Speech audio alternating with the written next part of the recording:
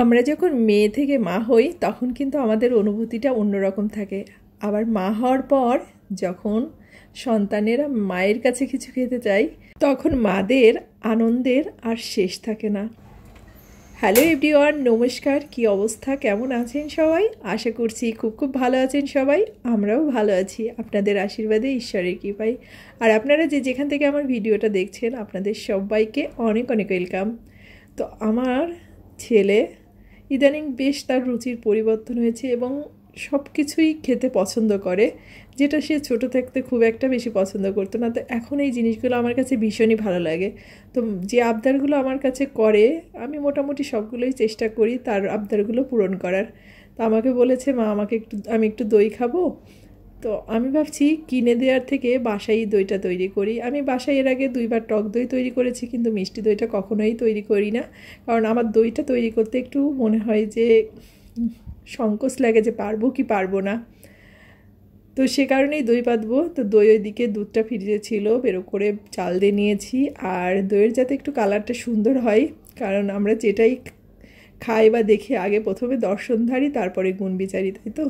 তো সে কারণে দইয়ের কালারটা যাতে সুন্দর হয় একটু ক্যারামেল করে নিলাম। দুধটা তো পুরোপুরি জাল হয়ে গেছে, এখন এই ক্যারামেলটাকে দুধের মধ্যে দিয়ে দেব।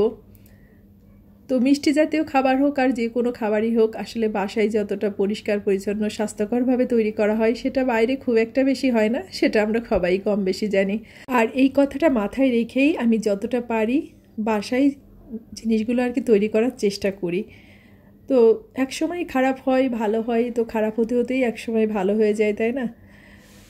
তবে আমি কিন্তু সবাইকে শেখানোর জন্য রেসিপিটা করতেছি না, আমি যেভাবে দইটাকে বাসায় পাতলাম সেটাই আর কি আপনাদের সাথে শেয়ার করলাম। আমি জানি সবাই কম বেশি এখন এই কাজগুলোকে পারে বা জানে, তবে দইটা খেতে আমি না খুব বেশি পছন্দ করি না, সেই অনেক আগের থেকেই।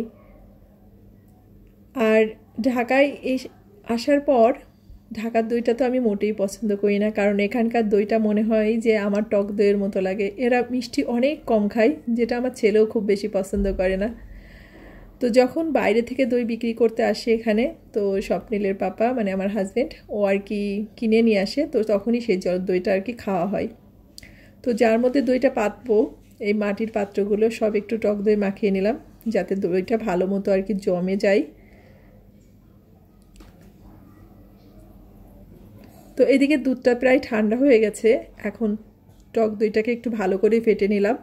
আর টক দইটা এখন দুধের মধ্যে দিয়ে দেব, তবে পুরোটা দিব না, অল্প কিছু দিব আর খানিকটা রেখে দেব। আরেকটা কারণে দই পাতা, সেটা হচ্ছে আমার ছেলে না দুধটা খেতে খুব একটা পছন্দ করে না, কিন্তু ও দুধের মিষ্টি বা দই এই জাতীয় জিনিসগুলো ভীষণই পছন্দ করে। ও টক দইটাও অনেক ভালো খায়। তো দুধটা যেহেতু খেতে চায় না, তো দুধের বিকল্প হিসেবে এগুলোকেও কিন্তু বাচ্চাদেরকে দেয়া যায়, আর এগুলো কিন্তু অনেক ভালো বাচ্চাদের জন্য। তো আমি এই যে ঢেলে এখন দইটাকে জমাতে দিব। তো এই কারণেই এপাশে হচ্ছে সব কিছু ঢেকে রেডি করে নিয়েছি, আর এর উপরে মোটা করে আর কি কাপড় চোপড় দিয়ে দিলাম যাতে ভালো মতো দইটা জমে যায়। তো পরের দিন সকালবেলা আমি দেখবো আর আপনাদেরকেও দেখাবো আসলে দইটা কেমন হয়েছে। তো এই যে শেষমেশ আমার দইয়ের চেহারাটা ঠিক এমনটাই হয়েছে। তো যেটা হয়েছে মোটামুটি আমি সন্তুষ্ট। খুব ভালো জমেনি, তবে খেতে কিন্তু অনেক সুস্বাদু হয়েছিল। আশা করছি সবাই ভালো লাগছে। সবাই ভালো থাকবেন, সুস্থ থাকবেন। দেখা হচ্ছে নেক্সট ভিডিওতে।